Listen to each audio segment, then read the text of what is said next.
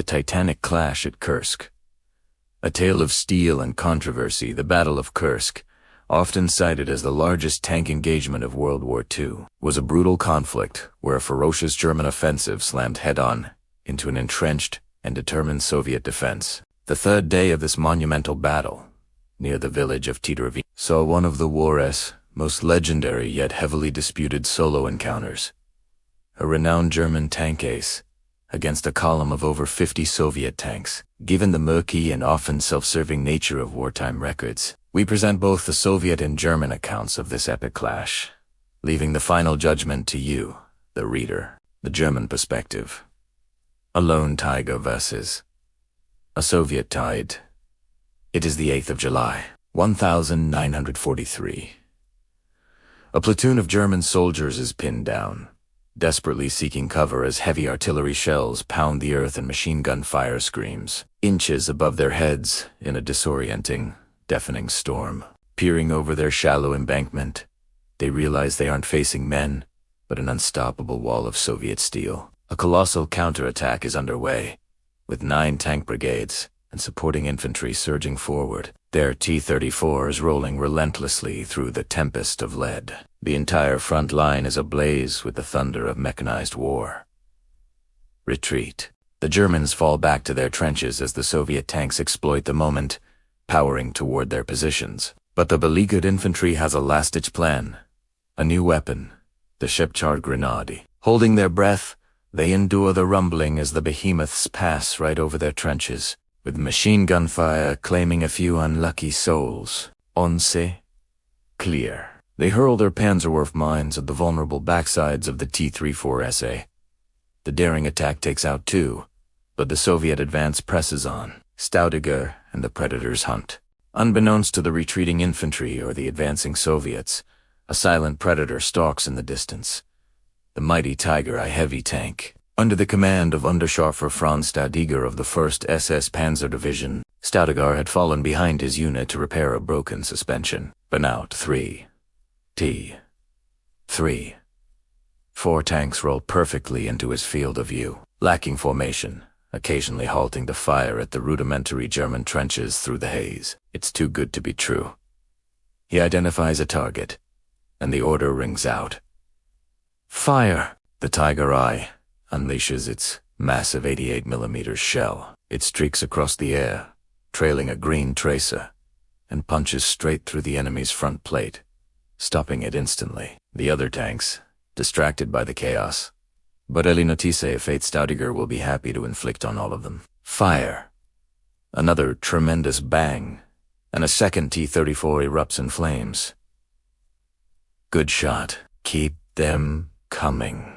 The loader swiftly slams another armor-piercing round into the breach as the gunner locks onto the 3rd victim. Fire! The shell brings the machine to a dead stop, but its turret begins to turn. A quick follow-up shot slams into the T-34, and smoke billows from its hatches. In less than a minute, 3 enemy tanks are eliminated without a single return shot. Then, more movement catches his eye. T-34 after T-34 rolls over the railway embankment. The bulk of the Soviet charge has arrived, but Staudegger remains undeterred. Fire. Shells rain down on the next enemy vehicle, which suffers the same fate. The remaining tanks finally take notice, yet even more T-34s crest the embankment.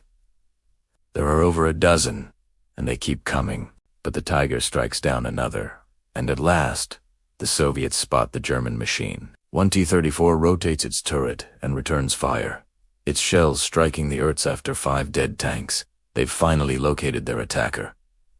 Keep firing! The Tiger I on the move Staudegger begins to move, darting from cover to cover while his crew maintains expert aim. Another T-34 bursts into flames as the wall of Soviet armor finally wises up. The volume of fire aimed at the Tiger escalates with every second. Staudegger constantly changes position to avoid becoming an easy mark, but the Soviet guns find him. An enemy shell slams into the armor with a deafening clang, yet fails to penetrate. Staudegger is unfazed. He knows his machine. The superior technology of the Tiger is a clear match for the Soviet 76mm guns. Target: 37 degrees. Fire. The gunner obeys, and another T-34 explodes. More shells strike the Tiger, the impacts reverberating through the hull as the loader scrambles to reload. Shot after shot rings out. The Tiger seeks cover, but under the deluge of enemy fire, shells are pinging off the armor and ricocheting every which way, utterly failing to breach the supposedly invincible heavy tank. Staudegger remains cool, directing fire with calculated precision. The Soviet losses mount, but they only push harder, rushing across the open field away from the embankment's cover. "Come to me, my pretties," he thinks. The Tiger continues to claim victims, firing as fast as the crew can reload, even as its armor is peppered with dozens, perhaps hundreds of impacts. The beast is still completely operational. "We're out of armor-piercing shells, sir." Despite running out of AP ammunition, the Germans are so confident they simply switch to high-explosive ammunition, and their grim work continues. Don't let history disappear. If you found this clash of titans engaging, please hit the LIKE button, subscribe for more epic stories, and comment below with your thoughts on which side you believe. Without any outside assistance, Staudegger and his single Tiger bring the Soviet advance to a grinding halt. Defeated, the T-34s finally see reason and reverse, rolling back over the embankment to safety. Staudegger keeps barking the order to fire, determined to get every last one. But eventually, they head away and the battlefield falls silent. 17 burning wrecks lie before him, but it's not enough. "Driver, get ready to move. We're hunting them down." The chase is an incredibly risky maneuver, leaving the safety of their ambush position, out of AP ammunition, and with a freshly repaired, potentially unstable suspension. But Staudegger doesn't care. "Go!" Remarkably, despite the many hits, the tank's tracks are undamaged. The Tiger's engine roars to life, the driver mindful of the makeshift suspension repairs as they rumble across the kilometer-long battlefield to the They drive over the railway lines, and on the other side, spot the surviving T-34s and their crews regrouping in the distance. The boom of the mighty 88mm washes over the battlefield one last time, propelling an he-shell at the unaware targets. The shell detonates among the clustered tanks, destroying one and taking out some of the men. The crews scramble back to their vehicles and open fire, but their shots bounce off harmlessly. The Tiger turns its turret and crushes the closest T-34 with a single brutal blow. Many retreat in a panic, some try to fight back, and others simply abandon their tanks. When the dust settles, 5 more wrecks have been added to the pile for an incredible total of 22 destroyed tanks credited to the lone Tiger I under Staudegger. The Tiger wasn't unscathed, bearing 67 scars left by Soviet tank commanders. For his incredible part in this battle, Staudegger was awarded the Knight's Cross of the Iron Cross. He survived the war and passed away peacefully in 1991. The Soviet perspective. Chaos and the Stuka's howl. It is July 8, 1943. The 26th Tank Brigade of the 2nd Tank Corps is positioned southeast of Aboard his T-34, the nervous 282nd Battalion Commander, Captain Leonid Raigorodskii, awaits a vague set of orders.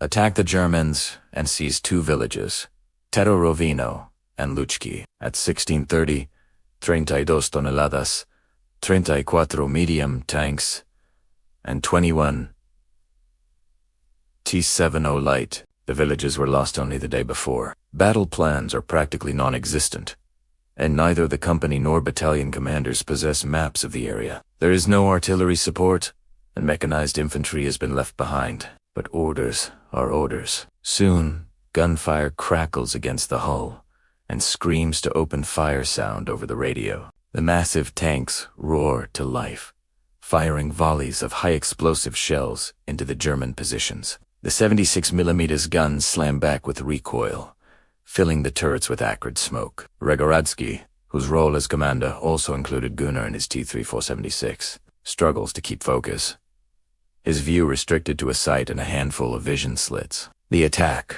of the Stuka. Then, amidst the explosions, ricocheting bullets, and desperate chatter, he hears a sound growing louder in the distance. A howl, the terrifying shriek of a Stuka dive bomber. Maneuver. He can only keep moving and pray as the scream grows, a harbinger of doom punching through every other sound. A giant explosion souse.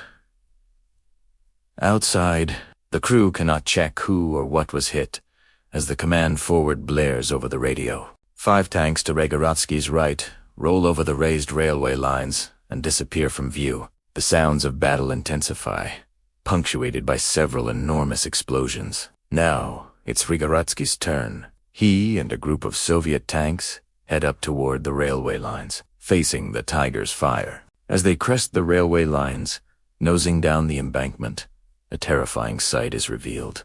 Of the 5 tanks that went over first, 3 are already burning, and the battle is fierce. Raigorodskii's tank fires, pummeling the enemy lines. But plumes of dirt and flashes of orange pierce the haze, exploding masses of metal that used to be Soviet tanks. The Soviets are under intense fire. Mortar, anti-tank grenades, artillery, and tank fire are raining down on them. The Germans are firing with everything they have. Captain Raigorodskii watches his comrades fall all around him into cover.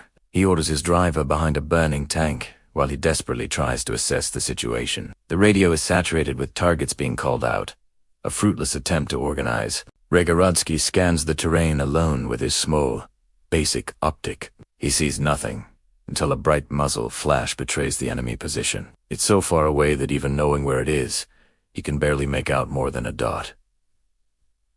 He tries to aim anyway. The crosshairs land on the source of the flash, and he fires. He fires again and again, having no clue where the shells land. Tanks all around him open fire, but one by one, they are struck down. The situation is completely untenable. Raigorodskii cannot achieve a kill shot. Damn. The retreat at last. An order cuts through the static. The brigade commander orders a retreat. Retreat. One by one, the T-34s back up, while shells crash around them. Le Calibre bullets ping off the armor as they all race for the safety of the embankment. But the Germans won't let up, and another nearby tank explodes. Safety is tantalizingly close. Another shell slams into the ground next to them. Go. Faster. Raigorodskii's heart is pounding as they scramble to save themselves. Maximum speed. An 88mm shell zips across the battlefield, its green tracer tailing behind. It's heading straight for a T-30 for Raigorodskii's tank. The shell punches straight through. The crew joins the massive tally of the Soviet Union's fallen. The remaining T-34s and T-70s roll over the railway lines, under fire all the way, until the German panzers finally fall silent. They are safe for now. Aftermath. By the end of the day, 21 toneladas 34s and 1 T-70 would be destroyed in total. 5 of the wrecks were found before the railway lines, out of sight of Staudegger, likely victims of artillery or in the main battle area. The sheer volume of fire made it impossible to discern which kills belonged to whom. However, German high command disregarded the actions of all other participants, instead crediting all kills of the day to Staudegger, parading him as a war hero and an example of the might of the invincible Tiger. This incredible, yet controversial, episode is just a tiny glimpse into the monumental scale of the Battle of Kursk. Don't forget to like, subscribe, and comment below with whether you think Staudegger truly destroyed all 22 tanks on his own.